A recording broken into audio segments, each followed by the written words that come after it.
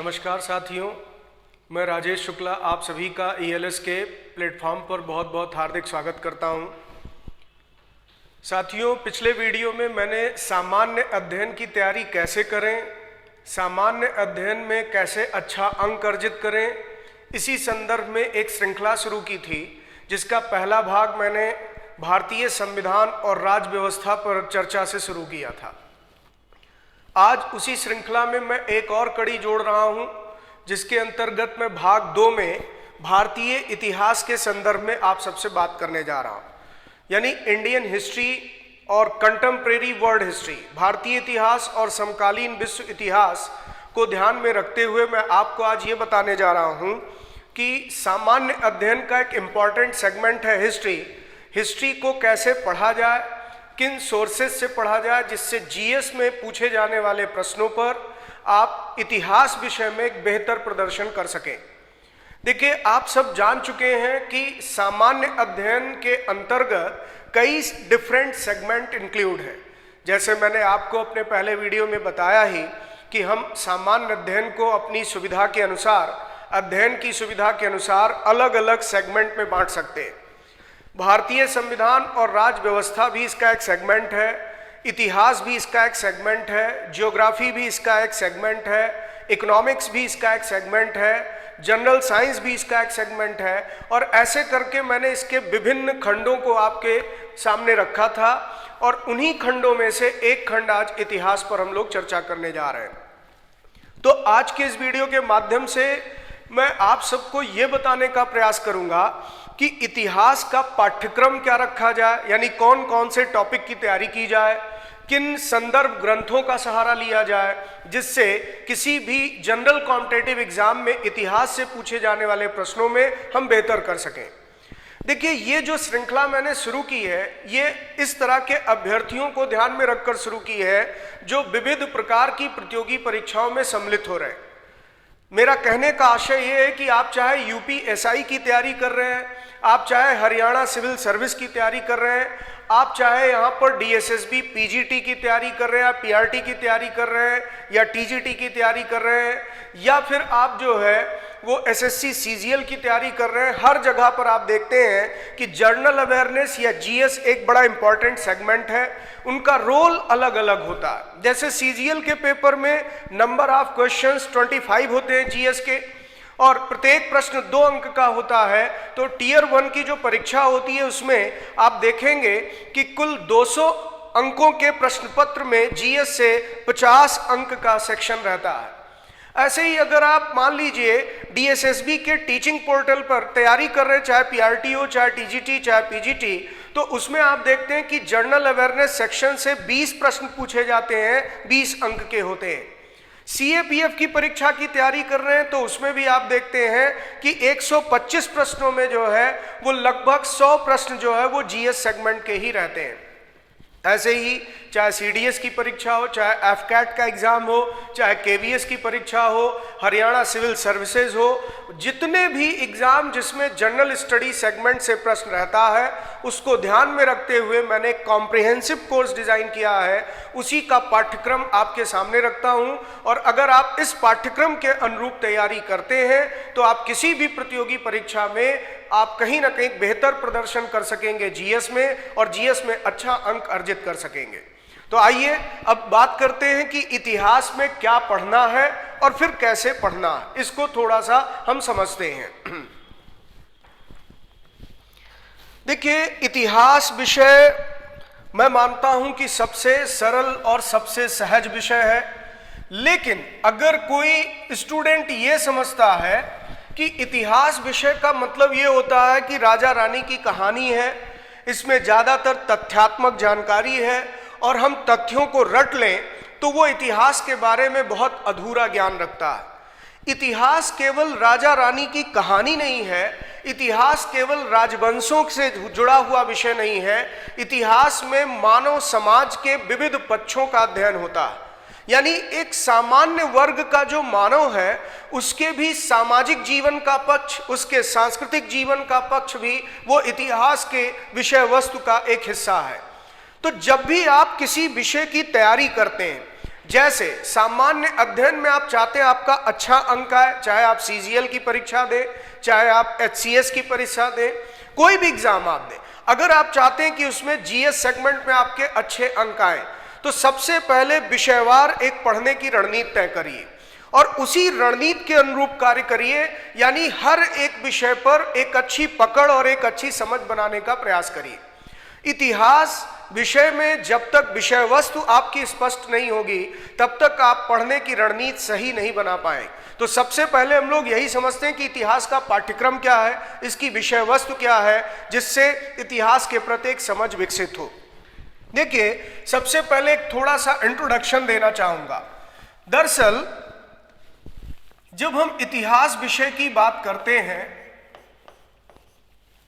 यानी हिस्ट्री, तो शायद आप सब इस बात से भली भांति परिचित है कि इतिहास को अगर डिफाइन किया जाए ये क्या है, तो आप कह सकते हैं अतीत काल की घटनाओं का अध्ययन। अतीत काल की घटनाओं का अध्ययन,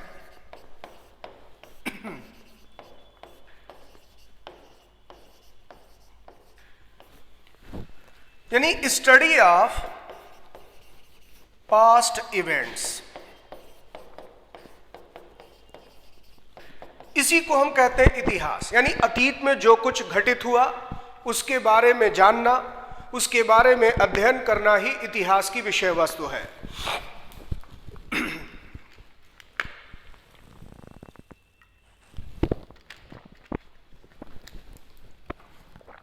अब जब हम अतीत के अध्ययन की बात करने लगते हैं तो इसमें सबसे पहला प्रश्न तो आपके सामने यह आकर खड़ा होता है कि सर यहां अतीत का मतलब कब से माना जाए, हम शुरुआत कहां से करें?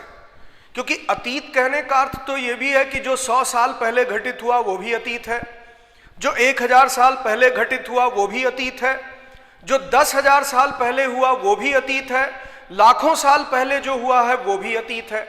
तो आखिर हम पास्ट की अगर स्टडी करने जा रहे हैं तो बिगनिंग कहां से करें, फिर इसके बाद इसका समापन कहां पर करें, यानी अंत कहां पर करें? तो दो तरह के प्रश्न आपके सामने आ गए कि कहां से शुरू और इसका समापन कहां पर।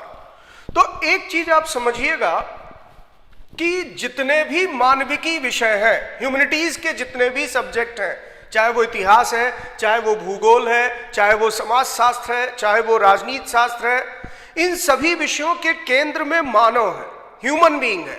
मानव के नैतिक विकास, मानव के आध्यात्मिक विकास, मानव के सामाजिक विकास और मानव के हित को ध्यान में रखते हुए विविध विषयों का विकास किया गया कि मानव समुदाय की, मानव समाज की भलाई कैसे हो, मानव समाज की प्रगति कैसे हो, मानव समाज को बेहतर कैसे बनाया जाए।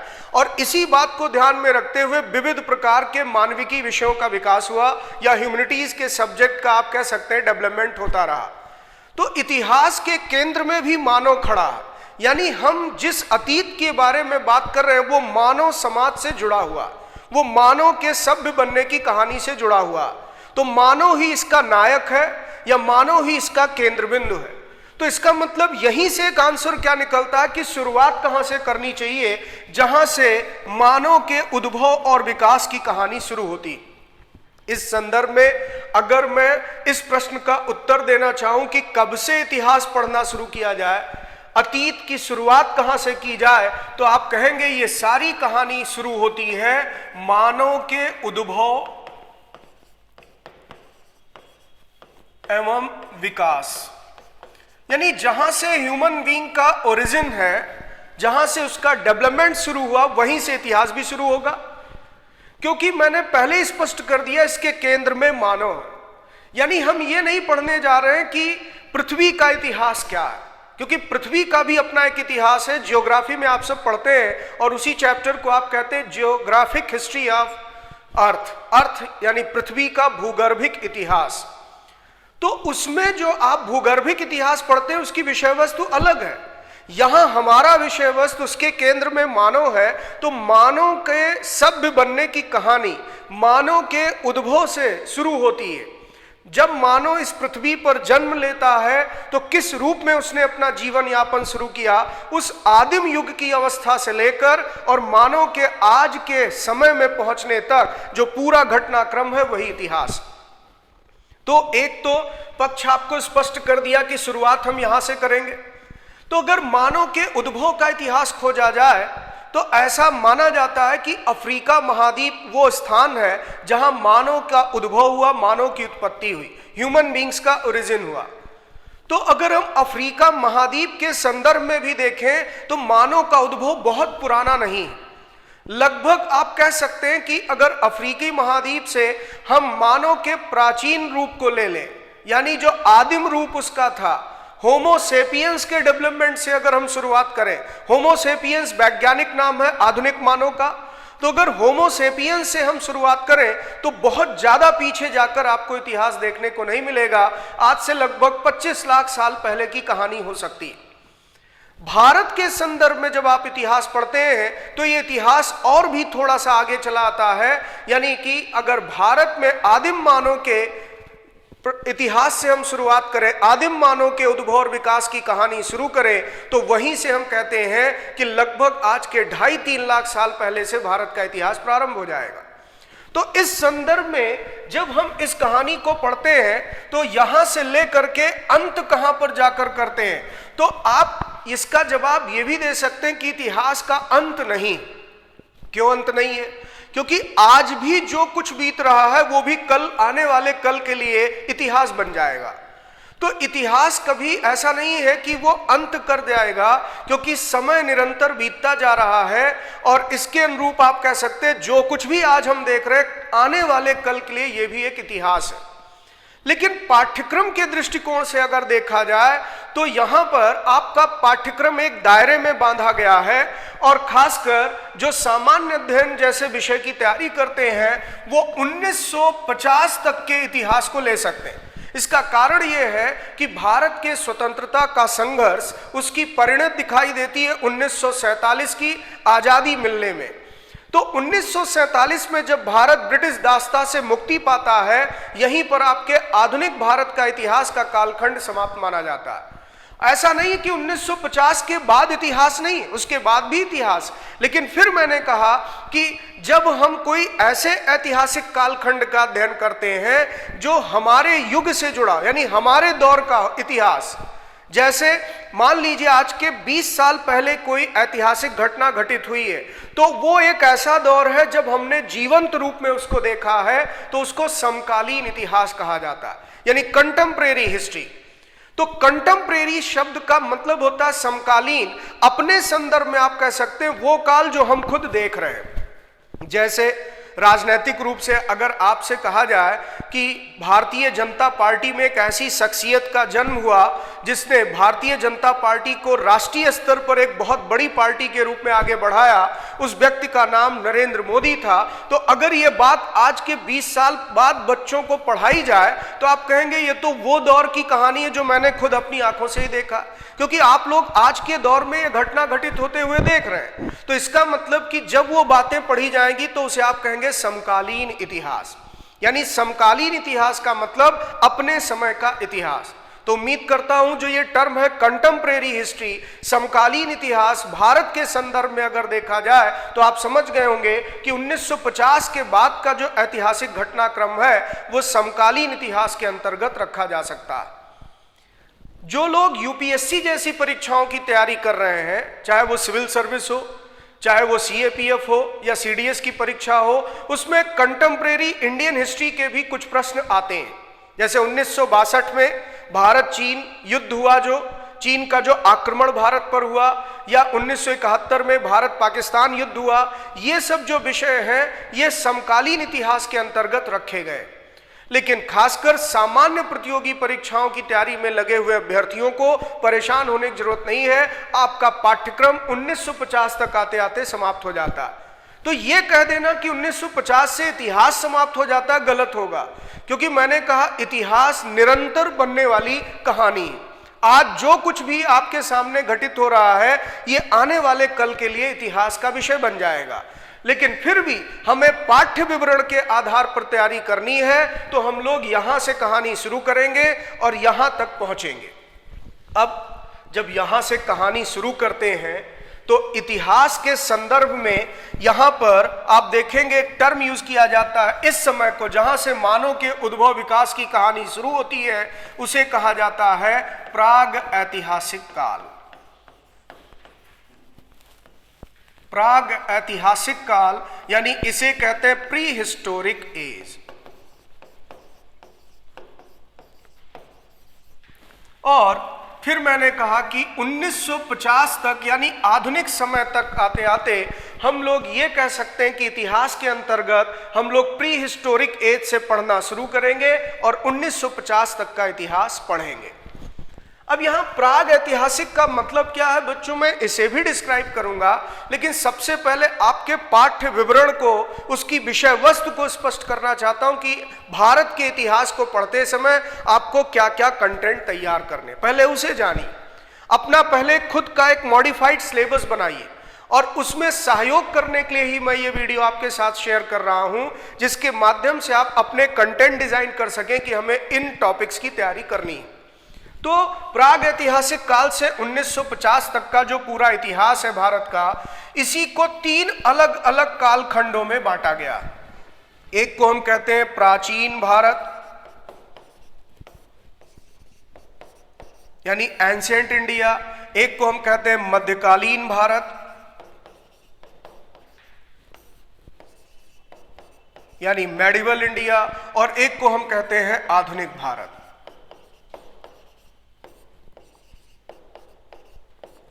Modern India.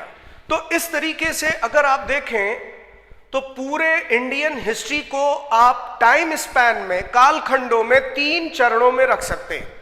इससे एक बात स्पष्ट हो गई कि इतिहास अपने आप में एक विषय है, लेकिन भारत के इतिहास के संदर्भ में इस विषय को हम 3 अलग अलग सेगमेंट में या टाइम फेज में बांटकर पढ़ेंगे। एक है प्राचीन भारत, एक है मध्यकालीन भारत, एक है आधुनिक भारत। तो सबसे पहले मैं स्पष्ट करता हूं कि प्राचीन भारत कहां से लेकर और कहां तक है, इसके संदर्भ में आपसे बात करूंगा। प्राचीन भारत का मतलब एंशिएंट इंडिया, इसकी हिस्ट्री हम पढ़ेंगे। और जब हम एंशिएंट इंडिया कहते हैं तो इसका मतलब फिर वही हो गया जो भी आपको समझाने का प्रयास कर रहा था कि मानव के उद्भव और विकास की कहानी जहां से शुरू होती है। तो इसमें एक तरीके से अगर देखा जाए तो 3 चरण आपको मिलेंगे। एक को हम कहते हैं प्राग ऐतिहासिक काल यानी प्री हिस्टोरिक एज, एक दूसरा मिलेगा आपको आद्य ऐतिहासिक काल यानी प्रोटो हिस्टोरिक एज, और तीसरा आपको मिलेगा ऐतिहासिक काल यानी हिस्टोरिक एज। फिर से एक बार इंग्लिश के टर्म आप सुन लें, यह है प्री हिस्टोरिक एज, यह है प्रोटो हिस्टोरिक एज और यह है historic age. Pre, proto and historic age. तो prehistoric age, protohistoric age और हिस्टोरिक एज, ये डिवीजन कैसे किया गया? तो ये अगर आप देखें इतिहास में जो कुछ भी आप पढ़ते हैं, क्योंकि अभी अभी आपको क्या समझाया, ये अतीत की घटनाओं का अध्ययन है, पास्ट में जो कुछ भी घटित हुआ ये उसी का अध्ययन है। तो एक बहुत बड़ा प्रश्न फिर आकर सामने खड़ा होता है कि सर जो पास्ट में हुआ उसके बारे में आज हम कैसे जानते हैं? आप कह रहे हैं कि लाखों साल पहले के बारे में भी हम लोग पढ़ने जा रहे हैं, तो जो लाखों साल पहले घटित हो गया वो कैसे पता? एक सीधा सा प्रश्न है। मान लीजिए कि आपके सामने एक प्रश्न रखा गया कि पानीपत की पहली लड़ाई किसके किसके बीच हुई, तो आप इसका उत्तर दे सकते हैं कि सर बाबर और इब्राहिम लोदी के बीच में यह लड़ाई हुई थी। भाई कब लड़ी गई? तो 1526 में लड़ी गई। तो फिर अगला प्रश्न खड़ा होता है कि भाई आपको कैसे पता? हम लोग तो आज के दौर में जो घटना 1526 में हो रही है, न बाबर को जानते हैं न इब्राहिम लोदी को, तो ये बात कैसे जान गए कि दोनों में लड़ाई हुई थी? तो इतिहास का अध्ययन या अतीत की घटनाओं का अध्ययन कुछ सोर्सेस पर बेस्ड होता है, कुछ स्रोत होते हैं जिनके आधार पर हमें इतिहास पता चलता। और भारत के इतिहास का अध्ययन जिन स्रोतों से किया जाता है उसे मुख्यतः 3 वर्गों में बांटा गया है, जिसमें एक को कहते हैं साहित्य यानी लिटरेचर, लिटरेरी सोर्स, एक को कहते हैं पुरातत्व यानी आर्कियोलॉजिकल सोर्स, और एक है विदेशी यात्रियों के बहुत सारे विवरण। इसे मेनली हम 2 कैटेगरी में ही रख सकते हैं, पुरातत्व और साहित्य, लेकिन विदेशी यात्रियों के विवरण को एक अलग कैटेगरी बना दी गई और अलग रख दिया गया।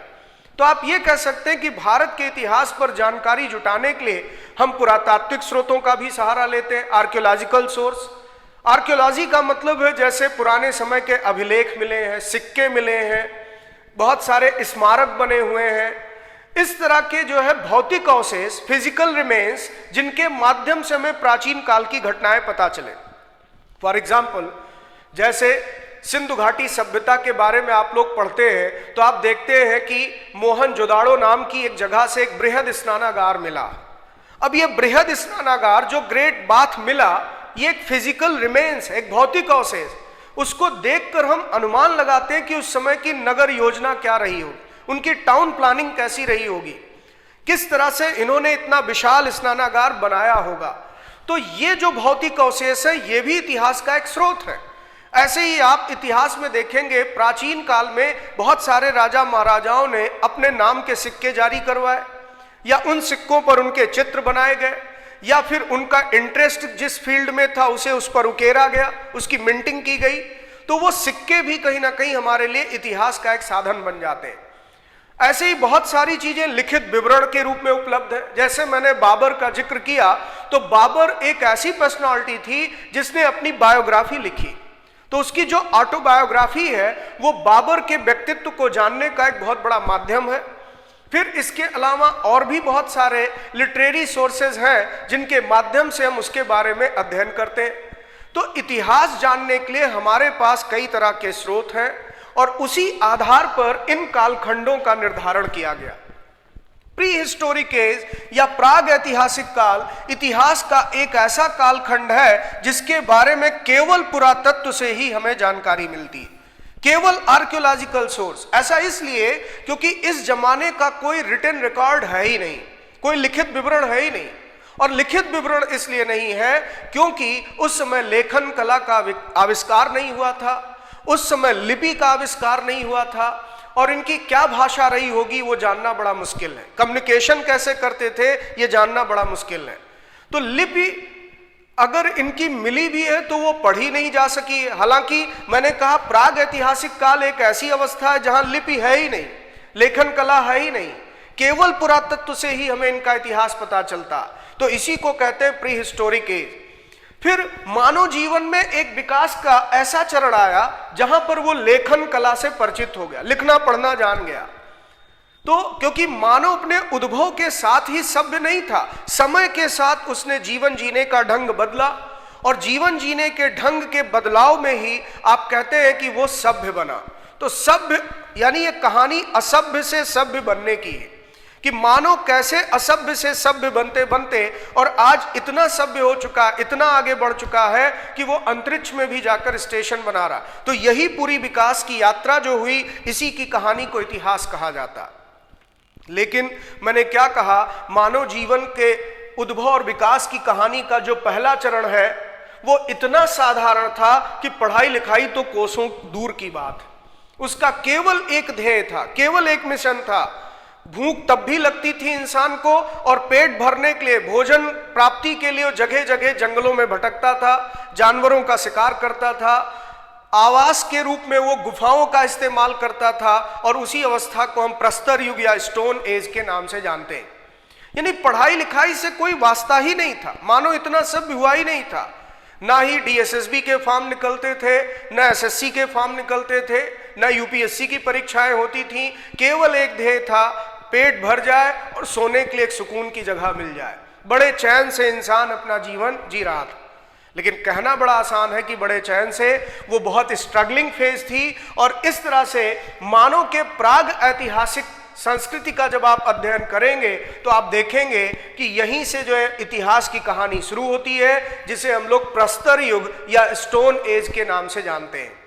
तो भारत के इतिहास में अगर एंशिएंट हिस्ट्री आप पढ़ना शुरू करें तो पहला चैप्टर यही आता है, द स्टोन एज, यानी पाषाण काल या प्रस्तर युग। तो ये क्या है? यही है प्राग ऐतिहासिक काल। क्यों इसे प्राग ऐतिहासिक काल कहते हैं? क्योंकि पाषाण काल के इतिहास के लिए कोई लिखित विवरण नहीं, केवल पुरातात्विक साधनों से ही हमें उनका इतिहास पता चलता। फिर आगे बात करें तो आदि ऐतिहासिक काल की मैं बात कर रहा था। एक ऐसी अवस्था थी जब मानव लेखन कला से परिचित हो गया, लिपि का आविष्कार हो गया, लेकिन इसने जो कुछ भी लिखा वो हमारी समझ में नहीं आता। क्यों नहीं आता? कि हम उसे पढ़ नहीं पा रहे। क्यों नहीं पढ़ पा रहे? क्योंकि उसकी लिपि पढ़ने में नहीं आ रही, उसकी स्क्रिप्ट हमें नहीं पता है। जब तक स्क्रिप्ट पढ़ना आप नहीं जानेंगे तब तक आप नहीं बता सकते हैं कि क्या लिखा। फॉर एग्जाम्पल, अगर मैं आपके सामने कोई इस तरह से चीजें लिखता हूं और कहूं बताइए क्या लिखा है, तो शायद आप इसका उत्तर ना दे पाए। लेकिन मैं अगर इस तरह से लिखकर आपके सामने पूछूं क्या लिखा है, तो आप तुरंत पढ़ देंगे कि सर ये तो राम लिखा। कारण क्या है? कि ये मैंने देवनागरी लिखी है, जबकि ऊपर बंगाली भाषा की स्क्रिप्ट मैंने यूज की है। तो राम को ही बंगाली भाषा में लोग ऐसे लिखते हैं, और इस कारण से जो लोग बंगाली पढ़ना जानते हैं वो कहेंगे राम लिखा हुआ। लेकिन जब तक आप लिपि पढ़ना नहीं जानते हैं तब तक आप जो है ये नहीं जान पाएंगे क्या लिखा है। जैसे एक इलिटरेट आदमी जो कम पढ़ा लिखा है, हिंदी मुश्किल से पढ़ पाता, अगर उसके सामने आप इस तरह से लिखकर पूछें क्या लिखा है, तो हो सकता है कि ग्रामीण परिवेश का अशिक्षित व्यक्ति इसे ना पढ़ पाए, लेकिन आप पढ़ लेंगे क्योंकि आप सब तैयारी कर रहे हैं। कारण क्या है? ये भी जो है अगर आप देखें रोमन स्क्रिप्ट है, और आप सब इंग्लिश को रोमन स्क्रिप्ट में लिखते हैं और इसे पढ़ना आप जानते हैं। तो मैंने तीनों जगह पर एक ही चीज लिखी है, लेकिन इसकी लिपि आप पढ़ना जानते हैं, इसलिए आपको पाठ्य सामग्री तुरंत समझ में आ जाए। लेकिन मैंने क्या कहा? आद्य ऐतिहासिक काल एक ऐसा समय था जिसके जो लिखित विवरण मिले हैं वो आज तक पढ़े नहीं जा सके, उस पर प्रयास चल रहा। और आप समझ गए होंगे मेरा इशारा किस टॉपिक की तरफ है, वो है सिंधु घाटी की सभ्यता, इंडस वैली सिविलाइजेशन, ये जिसको आधुनिक समय में हम हड़प्पा सभ्यता के नाम से जानते हैं, यानी हड़प्पन सिविलाइजेशन।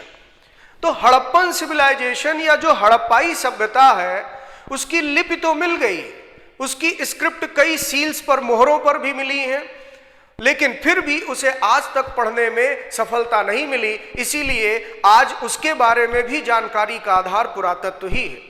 हम उसके बारे में आर्कियोलॉजिकल सोर्स से ही जानते हैं, यानी लिटरेचर आप कह सकते हैं कुछ हद तक अवेलेबल है, लेकिन उससे कोई हमें ठोस जानकारी नहीं मिल पा रही, कुछ पता नहीं चल रहा, क्योंकि वो अपठनीय है, और इसीलिए इसे आद्य ऐतिहासिक काल कहा गया। अब ऐतिहासिक काल किसे मानेंगे? जहां पर जो है पाठ्य विवरण स्पष्ट है और उसके पुरातात्विक साक्ष्य भी उपलब्ध है। यानी अगर कोई बात कही जा रही है साहित्य में, तो उसका वर्णन जो है साहित्य में भले ही, लेकिन पुरातत्व के स्रोत में भी उसको प्रमाणित किया जा सकता है। जैसे अगर मान लीजिए कि मौर्य साम्राज्य के इतिहास पर कोई ग्रंथ लिखा गया, मान लीजिए मेगास्थनीज ने एक बुक लिखी है इंडिका, और इंडिका अगर इस तरह का वर्णन करता हो कि मौर्य सम्राट जो है चंद्रगुप्त ने कुछ ऐसे काम किए थे जूनागढ़ में, जैसे उसने कहा कि सौराष्ट्र के क्षेत्र में उसने सुदर्शन झील पर एक बांध बनवाया। अब मान लीजिए कि उस डैम के कुछ अवशेष आज भी मौजूद हैं, तो आप कहेंगे ये बात सही कही जा रही। या सम्राट अशोक के बारे में कहा जा रहा हो कि इन्होंने सारनाथ में एक पिलर बनवाया, तो वो पिलर तो आज भी जाकर आप देख सकते हैं खड़ा है। या फिर कहा गया मुगल बादशाह शाहजहां ने दिल्ली में यमुना नदी के किनारे एक किला बनवाया, तो वो किला आज भी यहां मौजूद है। तो इन संदर्भों में कहने का अर्थ यही था कि साहित्य में जो बातें लिखी मिलती हैं उसका भौतिक प्रमाण भी उपलब्ध है, और जब दोनों चीजें एक दूसरे को प्रमाणित कर दें तो उसे ऐतिहासिक काल कहा जाता है। तो इस तरीके से प्राचीन भारत के इतिहास के अंतर्गत आप लोग 3 कालखंडों में पूरा इतिहास पढ़ेंगे। अब बच्चों मैं सामने टॉपिक रख दे रहा हूं कि क्या क्या चैप्टर्स हैं जिसको आप लोग तैयार करें। तो एंशिएंट हिस्ट्री के आप चाहें तो चैप्टर्स नोट डाउन भी कर सकते हैं, या सीधे सीधे आप बोर्ड पर आप देख करके उसको माइंड में रख सकते हैं। जैसे सबसे पहला टॉपिक मैंने कहा वो है प्राचीन भारतीय इतिहास जानने के साधन। प्राचीन भारतीय इतिहास जानने के साधन, एक तो ये टॉपिक आप तैयार करें। The sources of the ancient Indian history, यानी एंशियंट इंडियन हिस्ट्री के क्या सोर्सेज हैं, किसके माध्यम से हमें इतिहास पता चलता है, ये टॉपिक तैयार करेंगे आप लोग। फिर अगला अभी अभी आपको बताया भारत की प्राग ऐतिहासिक संस्कृतियां, भारत की प्राग ऐतिहासिक संस्कृतियां,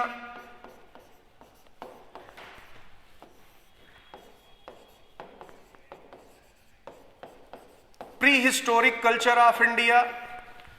तो इंडियन प्री हिस्टोरिक कल्चर को आप पढ़ेंगे, इसको आप एक नाम भी दे सकते हैं, प्रस्तर युग। प्रस्तर का मतलब होता है पाषाण, यानी इसे आप कह सकते हैं स्टोन एज। स्टोन एज के बारे में पढ़ेंगे, जैसे पुरापाषाण काल, मध्य पाषाण काल, नवपाषाण काल, इस तरह से ये टॉपिक होगा। और आप देखिएगा कि जनरल स्टडीज के लेवल पर भी इससे काफी प्रश्न पूछे जाते हैं। फिर इसी तरीके से इसमें आप तीसरा टॉपिक इंक्लूड करेंगे, वो होगा हड़प्पा सभ्यता।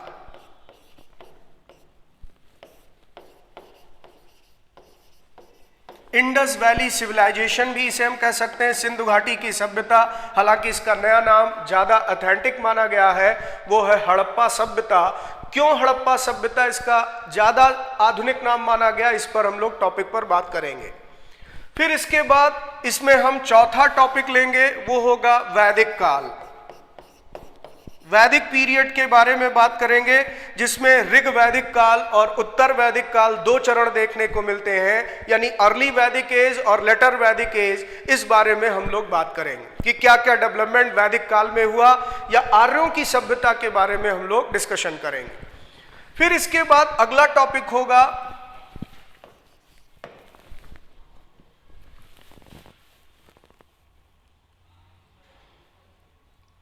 छठी शताब्दी ईसा पूर्व का भारत।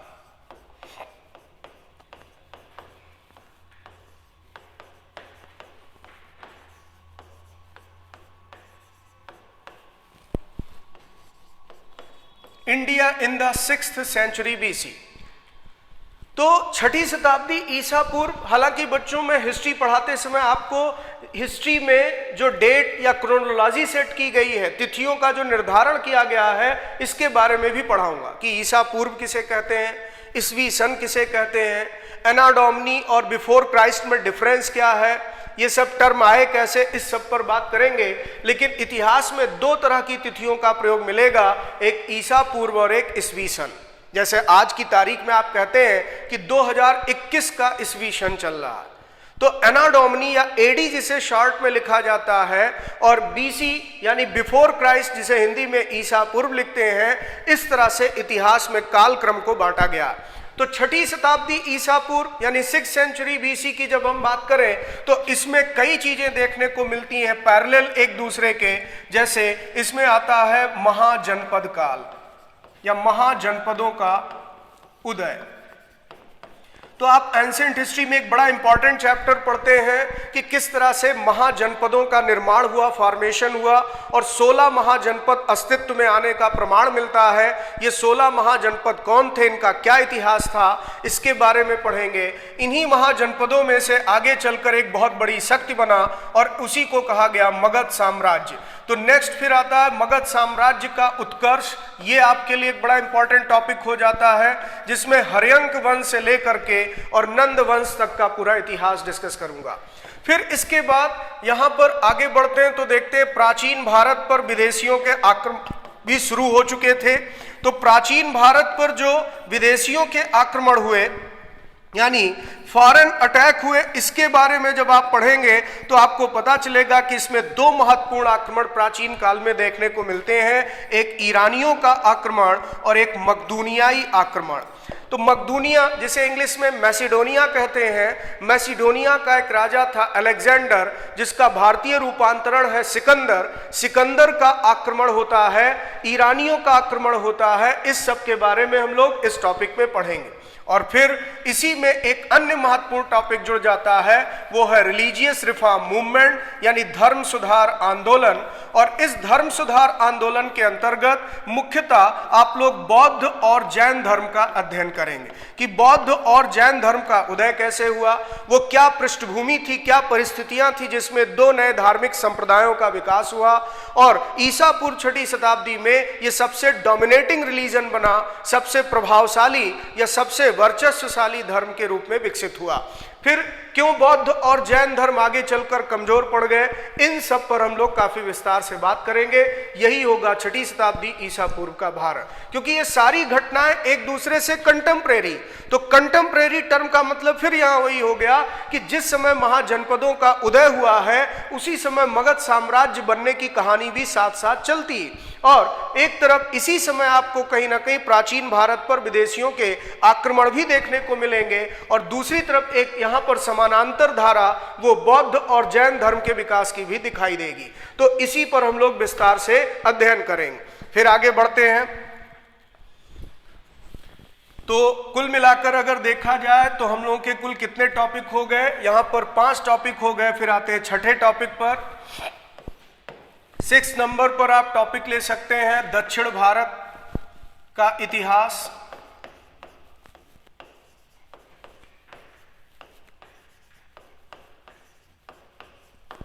और दक्षिण भारत के इतिहास में खासकर आप यहां पर महापाषाण काल से लेकर यानी मेगालिथिक एज से लेकर के संगम काल तक का इतिहास पढ़ेंगे।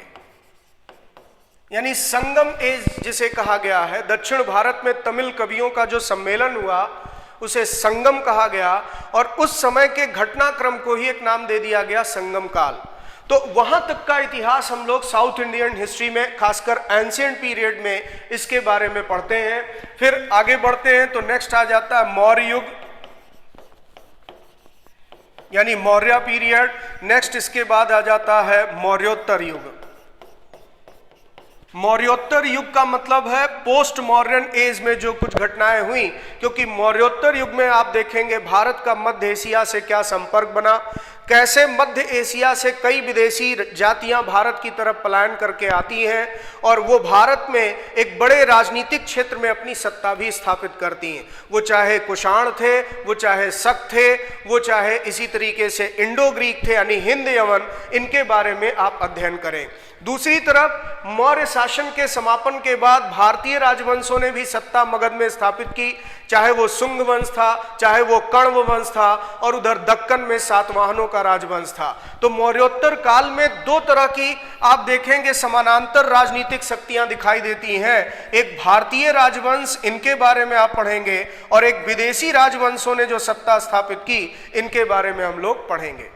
तो ये कुल मिलाकर मौर्योत्तर युग घटना हो गई। फिर आगे बढ़ें तो नेक्स्ट आ जाता है, यानी कुल मिलाकर आप देख सकते हैं कि 8 टॉपिक मैंने आपको बता दिए हैं। 9वें नंबर के टॉपिक पर आप रख सकते हैं गुप्त काल, यानी गुप्तकालीन भारत, गुप्ता पीरियड फिर आ जाता है।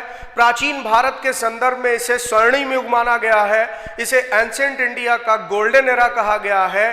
किस रेफरेंस में, किस कॉन्टेक्स्ट में इसे गोल्डन पीरियड कहा गया है? क्योंकि कई ऐसे भी क्षेत्र थे जहां पर इसे स्वर्णिम युग नहीं माना जा सकता है, लेकिन किस संदर्भ में इसे स्वर्णिम युग कहा गया यह भी समझना आपके लिए जरूरी होगा।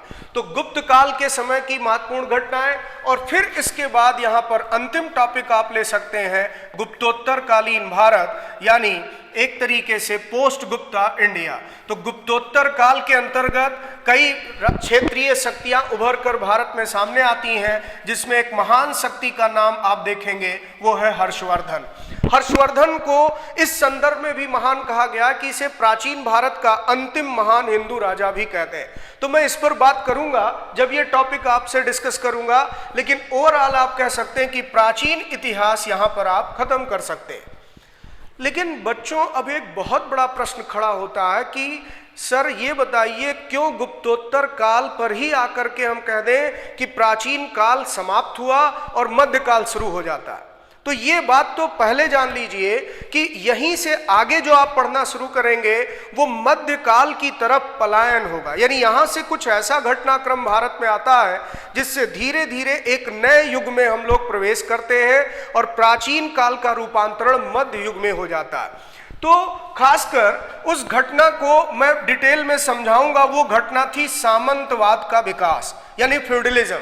भारत में एक नई प्रवृत्ति उभर कर सामने आती है जिसे सामंतवाद के नाम से जाना गया है, और इसी सामंतवाद की घटना के कारण ही प्राचीन भारत का रूपांतरण मध्यकाल में होता है। तो मध्यकाल कैसे आया, इसको समझने के लिए उसके पूर्व की घटनाओं का भी अध्ययन जरूरी है, जिसे पूर्व मध्यकाल कहते हैं। तो मध्यकालीन भारत में ही हम पूर्व मध्यकाल से प्रारंभ करेंगे। तो चलिए अब डिस्कस करते हैं कि मेडिवल हिस्ट्री के क्या क्या कंटेंट होंगे, क्या क्या टॉपिक होंगे। मैंने सिर्फ शॉर्ट में आपको यह बात बता दी कि प्राचीन भारत का रूपांतरण मध्यकालीन भारत में जिस घटना के कारण हुआ उसका नाम है सामंतवाद। लेकिन यहां मैं कोई टॉपिक पढ़ा नहीं रहा हूं, इसलिए यह नहीं स्पष्ट कर पाया कि सामंतवाद क्या है। लेकिन जब पढ़ाना शुरू करूंगा तो आपको बताऊंगा कि कैसे सामंतवाद का प्रभाव राजनीतिक क्षेत्र में भी आया, सामाजिक क्षेत्र में भी आया, आर्थिक क्षेत्र में भी आया, और भारत में एक नए युग प्रवर्तन की शुरुआत हुई, जिसके कारण उसे यहां पर मध्यकाल कहा गया। अच्छा, मध्यकाल कहने के पीछे एक वजह यह भी है कि आगे चलकर आप देखेंगे भारत में आधुनिक चीजों का विकास शुरू हुआ, आधुनिक चेतना उभर कर सामने आई। तो हम प्राचीन से डायरेक्ट आधुनिक नहीं हो गए, प्राचीन से आधुनिक बनने के बीच की संक्रमण अवस्था को मध्यकाल नाम दिया गया। तो कभी भी ये मत समझिएगा कि प्राचीन काल का मतलब है हिंदुओं का शासन, मध्यकाल का मतलब है मुसलमानों का शासन, और आधुनिक काल का मतलब अंग्रेजी शासन। नहीं, इस संदर्भ में यह प्राचीन मध्य आधुनिक नहीं है। प्राचीन से मध्य होने की वजह सामंतवाद था, ऐसे ही मध्य से आधुनिक होने की वजह पुनर्जागरण थी। तो हम लोग इन चीजों को बहुत अच्छे से समझेंगे, लेकिन मैं आपके सामने अभी केवल पाठ्यक्रम तक सीमित रहना चाहता हूं। तो चलिए मध्यकाल के पाठ्यक्रम पर एक बार बात करते हैं।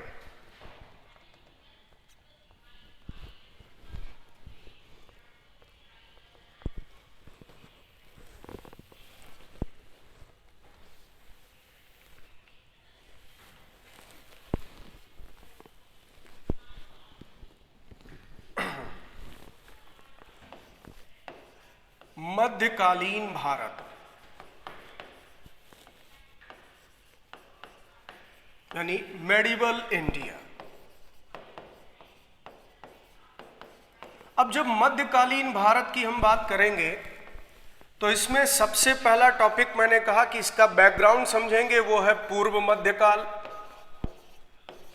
और पूर्व मध्यकाल का समय अगर लिया जाए तो लगभग आप 8वीं से शुरू कर सकते हैं, यानी 8वीं शताब्दी से लेकर 8th सेंचुरी एडी से लेकर और 12वीं शताब्दी तक का जो समय है, 12th सेंचुरी एडी तक का जो समय है, इसी को कहा गया है पूर्व मध्यकाल। अब 8वीं शताब्दी का मतलब क्या होता है, 700 एडी, और 12वीं शताब्दी का मतलब यहां पर यह हो गया कि आप कह सकते हैं कि जैसे ही 1200 शुरू होगा यानी 13वीं शताब्दी शुरू हो जाएगी। तो 1200 एडी पर आकर यह है समाप्त हो जाएगा। लगभग 500 साल का इतिहास आप पूर्व मध्यकाल में पढ़ेंगे। इसमें भी आपको ध्यान रखना है कि उत्तर भारत में क्या क्या परिवर्तन देखने को मिले, और इसके साथ साथ दक्षिण भारत में क्या क्या परिवर्तन देखने को मिले, इस पर हम लोग बात करेंगे। नॉर्थ इंडियन हिस्ट्री और साउथ इंडियन हिस्ट्री दोनों को पैरेलल समझने की कोशिश करेंगे, क्योंकि उत्तर भारत में इस समय क्षेत्रीय शक्तियों का उभार होता है, यानी रीजनल पावर सामने आती है, जिन्हें राजपूत के नाम से जाना गया। तो राजपूतों के उदय का इतिहास भी इसी में आप पढ़ेंगे। उधर दक्षिण भारत में कुछ राजवंशों ने अपनी मजबूत सत्ता स्थापित की, चाहे वो दक्षिण की और सुदूर दक्षिण की ओर आप तमिल प्रदेश में चले जाएं तो चोल साम्राज्य हो, या फिर चाहे आप पल्लव साम्राज्य को देखें, या फिर आप जो है चालुक्य साम्राज्य को देखें, इन सब पर हम लोग दक्षिण भारत के संदर्भ में बात करेंगे। तो पूर्व मध्यकालीन भारत, फिर इसके बाद अगर आगे बढ़ा जाए तो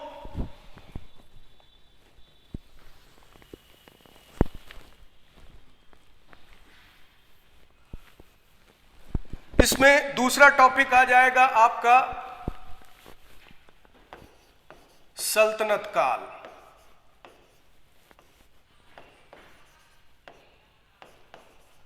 देखिए, पूर्व मध्य काल में ही आप भारत पर मुसलमानों का आक्रमण भी पढ़ते हैं। अरबों का आक्रमण हुआ, तुर्कों का आक्रमण हुआ, और अरबों और तुर्कों के आक्रमण के पश्चात भारत में मुस्लिम शासन की नींव पड़ती है।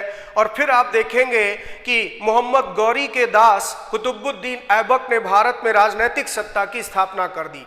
और यहीं से 1206 ईस्वी से लेकर के 1526 ईस्वी तक का जो पूरा इतिहास है उसे हम लोग सल्तनत कालीन भारत या सल्तनत काल के नाम से जानते हैं।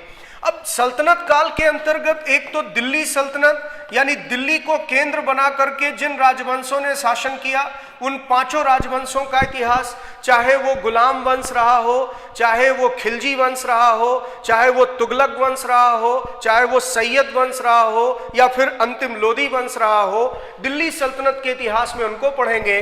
लेकिन इसके साथ साथ यहाँ पर जो प्रांतीय राजवंश रहे उनके बारे में भी हम लोग स्टडी करेंगे। फिर ऐसा नहीं है कि केवल राजवंशों का ही इतिहास इसके अंतर्गत आए, बल्कि इसी समय भारत के समाज में, भारत की संस्कृति में क्या बदलाव हुआ, धार्मिक स्तर पर क्या स्वरूप बदला, इन सब की भी स्टडी होगी। यानी समाज और संस्कृति के संबंध में भी हम लोग इस पर देखेंगे कि भारत ने किन किन क्षेत्रों में प्रगति की। जैसे इसी के अंतर्गत एक बड़ा इंपॉर्टेंट टॉपिक आता है जिसमें आप सूफी आंदोलन के बारे में पढ़ेंगे और भक्ति आंदोलन के बारे में पढ़ेंगे।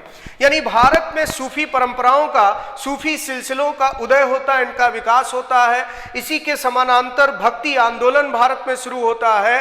तो भक्ति और सूफी जो कि 15वीं और 16वीं शताब्दी के भारत में अपने चरम पर दिखाई देता है, इसके बारे में भी हम लोग स्टडी करेंगे।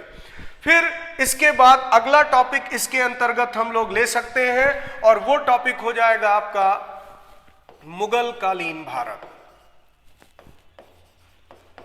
यानी 1526 से फिर मुगल काल की शुरुआत हो जाती है और इसके अंतर्गत 1707 तक, यानी औरंगजेब की मृत्यु तक का जो पूरा इतिहास आप पढ़ेंगे वो होगा मुगल काल। और खासकर मुगल काल में एक बात ध्यान रखिएगा, दो चरण देखने को मिलते हैं। एक द ग्रेट मुगल्स, यानी जिन्हें हम महान मुगल के नाम से जानते हैं। तो महान मुगलों का इतिहास जो 1526 से 1707 तक रहा, उसी को हम मेडिवल हिस्ट्री में इंक्लूड करते हैं। बाकी जो उत्तरवर्ती मुगल हुए, उत्तर मुगल यानी जो लेटर मुगल हुए, वहां से मुगल साम्राज्य का पतन शुरू हो जाता है और 1707 के बाद की जो कहानी आगे बढ़ती है उसे हम आधुनिक भारत के संदर्भ में जोड़ देते हैं। तो आप ये कह सकते हैं कि ये मेजर टॉपिक है मध्यकालीन इतिहास में, मुगल कालीन भारत, सल्तनत कालीन भारत और पूर्व मध्यकालीन भारत। फिर इसमें कई सब टॉपिक बनते चले जाएं, लेकिन ये आपका मेजर कंपोनेंट है मेडिवल इंडिया का। अब चलिए आगे बात करते हैं, फिर इसके बाद आ जाते हैं आधुनिक भारत पर।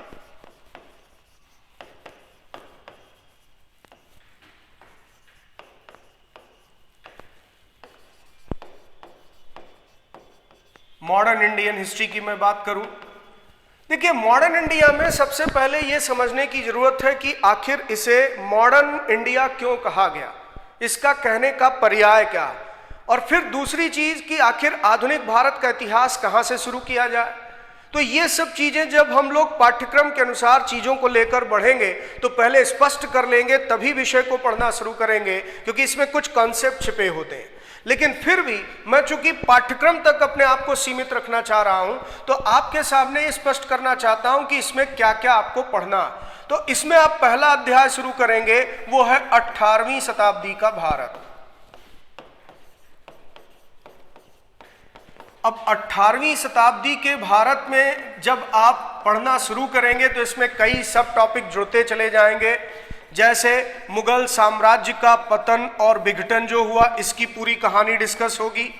यानी मुगल साम्राज्य का पतन कैसे हुआ, क्यों हुआ, या पतन और विघटन कहने का अर्थ क्या है, यानी कि जो इसका डिक्लाइन हुआ, इसका डिसइंटीग्रेशन हुआ।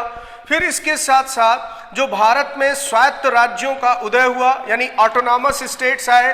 जैसे आप देखें तो यहाँ पर राजपूत राज्यों का उदय होता है, अवध की शक्तियाँ आती हैं, बंगाल में नवाबों ने अपनी सत्ता स्थापित कर ली, हैदराबाद, मैसूर, केरल, इस तरह से विविध क्षेत्रों में, अलग अलग क्षेत्रों में कई शक्तियां उभर कर आई, जिसमें सबसे बड़ी शक्ति दिखाई देती है मराठों की शक्ति।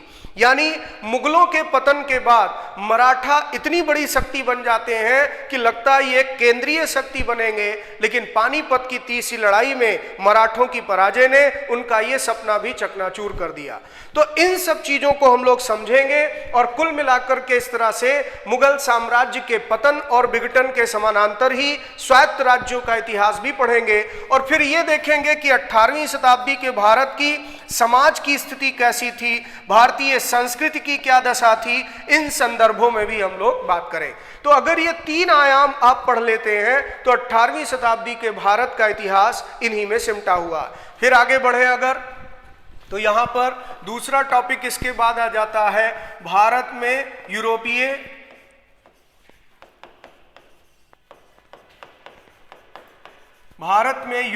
कंपनियों का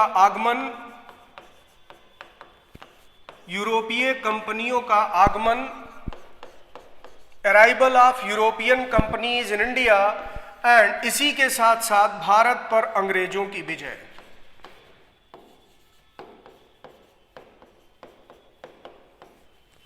भारत पर अंग्रेजों की विजय यानी establishment of British rule over India, Bharat पर ब्रिटिश सत्ता की स्थापना। तो वैसे भारत में यूरोपीय कंपनियों का आगमन मध्यकालीन युग की घटना है, क्योंकि भारत की जमीन पर समुद्री रास्ते से कदम रखने वाला जो पहला यूरोपीय यात्री था, पुर्तगाली यात्री वास्को डिगामा, वो 1498 में भारत की जमीन पर जो है कदम रखता है। केरल में कालीकट के बंदरगाह पर आकर वो उतरता है और यहां से यूरोपियों के आने का सिलसिला शुरू होता है। तो इसका मतलब 1498 का मतलब क्या हुआ, क्लोज ऑफ 15th सेंचुरी, यानी जहां पर 15वीं शताब्दी समाप्त होने जा रही और 16वीं शताब्दी का आरंभ होने जा रहा। तो 16वीं शताब्दी वो टाइम है जब भारत में यूरोपीय कंपनियां व्यापार और वाणिज्य के लिए आती हैं और भारत में व्यापारिक गतिविधियों में इन्वॉल्व होती हैं। लेकिन इसे हम आधुनिक भारत में क्यों पढ़ रहे हैं, क्योंकि हम आधुनिक समय में, यानी जब 18वीं शताब्दी के बाद आप देखेंगे तो इन्हीं कंपनियों का चरित्र बदलता है। ये पहले आई थी व्यापार के उद्देश्य से, इनकी राजनीतिक महत्वाकांक्षा पैदा होती है और ये भारतीय भूभाग पर अपनी राजनीतिक सत्ता की स्थापना का प्रयास शुरू करते हैं। वो चाहे अंग्रेज थे, वो चाहे फ्रांसीसी थे, हर कोई भारत में अपनी राजनीतिक सत्ता स्थापित करना चाह रहा था। ये बात अलग है कि इन यूरोपीय शक्तियों में विजय अंग्रेजों को मिलती है। तो क्या कारण था कि अंग्रेजों ने भारत में बड़े आसानी से अपनी राजनीतिक सत्ता स्थापित कर ली, अन्य यूरोपीय शक्तियों को भी उन्होंने पराजित किया और बाकी भारतीय क्षेत्रीय शक्तियां भी पराजित हुईं और एक समय ऐसा आया कि 1803 में उन्होंने दिल्ली में अपनी राजनीतिक सत्ता स्थापित कर ली। तो इन सब पर हम लोग बात करेंगे और इसी कारण से मैंने कहा यह टॉपिक आप आधुनिक भारत के संदर्भ में ही देखेंगे। अब जब भारत पर अंग्रेजी राज शुरू हुआ, यानी इंडिया में ब्रिटिश रूल एस्टैब्लिश हो गया, तो भारत पर अंग्रेजी शासन का प्रभाव पड़ना शुरू हुआ। भारत पर इंग्लिश रूल का या अंग्रेजी शासन का प्रभाव, जब इसकी स्टडी आप करेंगे, इस टॉपिक को आप तैयार करेंगे, तो इस बात का आपको ध्यान रखना होगा कि प्रभाव में ऐसा नहीं है कि आप केवल आर्थिक प्रभाव का विश्लेषण करें, यानी क्या इकोनॉमिक इंपैक्ट पड़ा, बल्कि इसमें राजनीतिक प्रभाव क्या पड़ा, प्रशासनिक क्षेत्र में क्या बदलाव देखने को मिला, सामाजिक क्षेत्र में क्या बदलाव देखने को मिला, सांस्कृतिक स्तर पर इसका क्या प्रभाव पड़ा। व्यापक आयाम से आप इस टॉपिक को तैयार करें, यानी economical, political, administrative, social, cultural, हर एक डायमेंशन में आप देखने की कोशिश करें कि ब्रिटिश शासनकाल में भारत में क्या प्रभाव दिखाई देता है।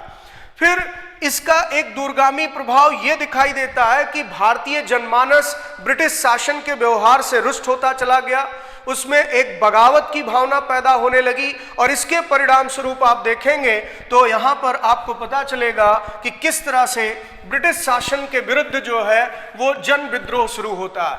तो 1857 का विद्रोह भी एक महत्वपूर्ण टॉपिक हो जाता है। इसके साथ साथ कुछ अन्य जन विद्रोह हुए थे, इसके बारे में भी हम लोग पढ़ेंगे।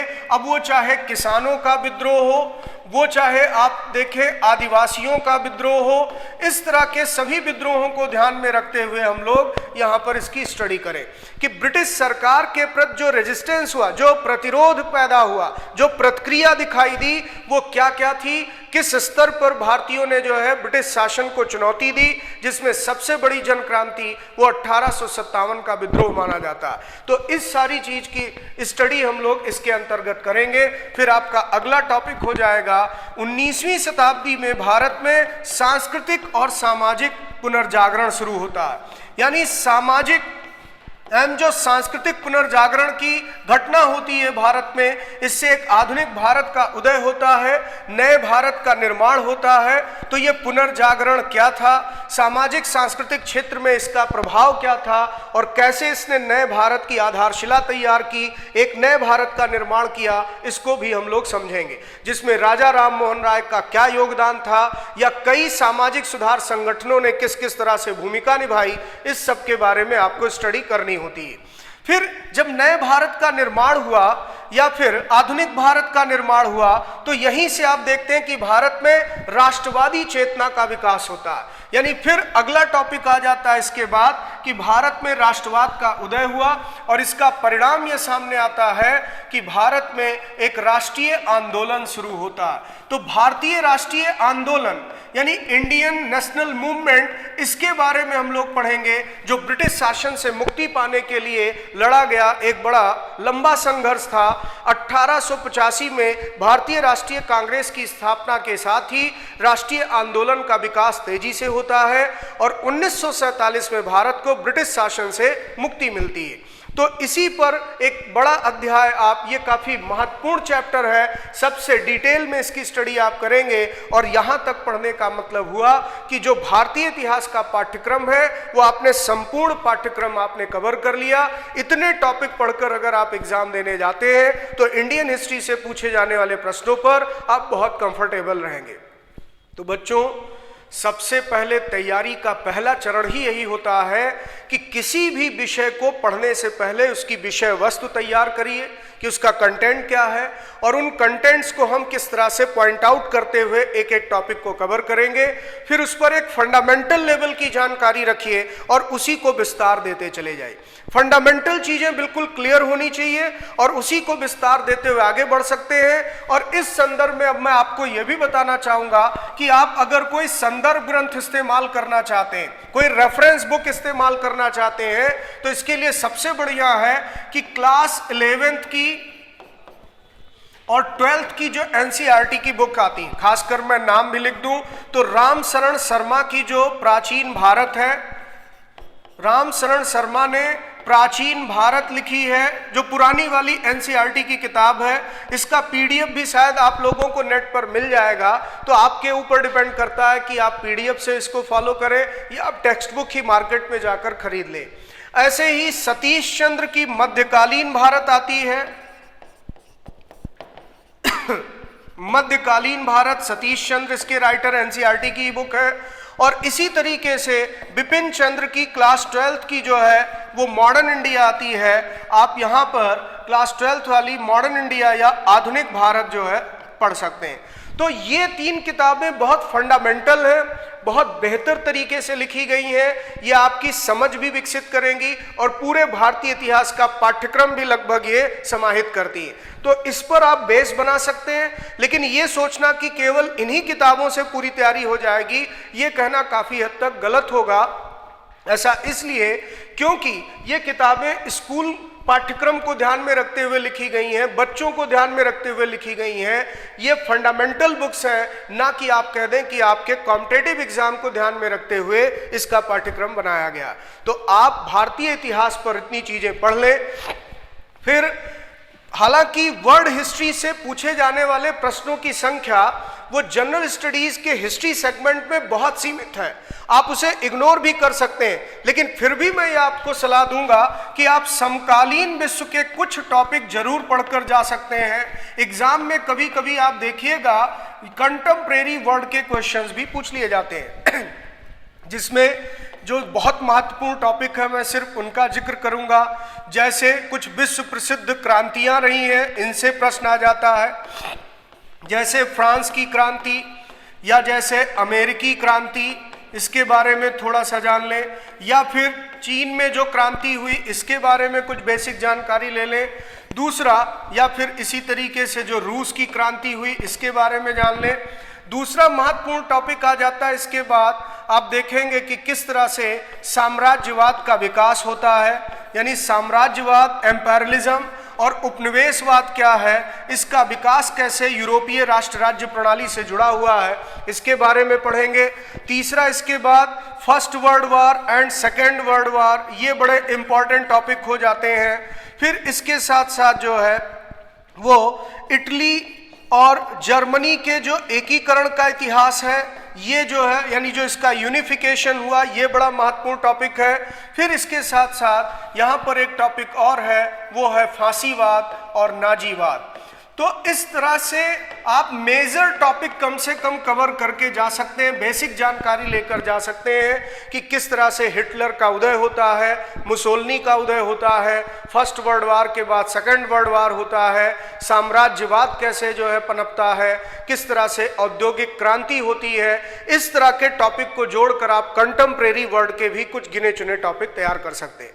हालांकि फिर मैं एक सलाह यही दूंगा कि आप भारतीय इतिहास पर समझ और पकड़ मजबूत करें और वर्ल्ड हिस्ट्री के पोर्शन को बहुत कंसाइज मैनर में पढ़ें, क्योंकि जीएस में वर्ल्ड हिस्ट्री का रोल बहुत सीमित है, बहुत सीमित स्तर पर एक आध प्रश्न पूछे जाते हैं। तो आप उसमें कुछ विशेष टॉपिक तैयार करके बाकी इग्नोर भी कर सकते हैं, लेकिन यही आपका पाठ्यक्रम होगा और यही संदर्भ ग्रंथ जो मैंने सजेस्ट किए यही आपको पढ़ना है। इसी के अनुरूप आप एक योजना तैयार करें और संपूर्ण पाठ्यक्रम को तैयार करें। तो बच्चों, आज सामान्य अध्ययन की तैयारी की श्रृंखला में मैंने आपके सामने दूसरा भाग इतिहास के संदर्भ में चर्चा का विषय बनाया। अगले भाग में मैं जो है भूगोल विषय के विषय में कुछ जानकारी आपको दूंगा कि किस तरह से भूगोल को भी आप पढ़ें, जिससे आप बेहतर अंक उसमें भी अर्जित कर सकें। और इस तरह से जीएस के सारे कंपोनेंट को एक बार आप जान लें, उसके कंटेंट को जान लें, फिर अपने पढ़ने की योजना तैयार करें, रणनीति बनाएं और उसी पर अमल करें, जिससे आप जीएस में देखिएगा कि आपको बहुत अच्छा स्कोर मिलेगा। तो इसी शुभकामना के साथ आप सबसे मैं विदा लेता हूं। एक बार पुनः ईएलएस परिवार की ओर से आप सबको बहुत बहुत हार्दिक शुभकामनाएं, आपके उज्जवल भविष्य की कामना करता हूं और फिर अगले वीडियो में मैं नए विषय के साथ आपके सामने हूँगा। तब तक के लिए धन्यवाद।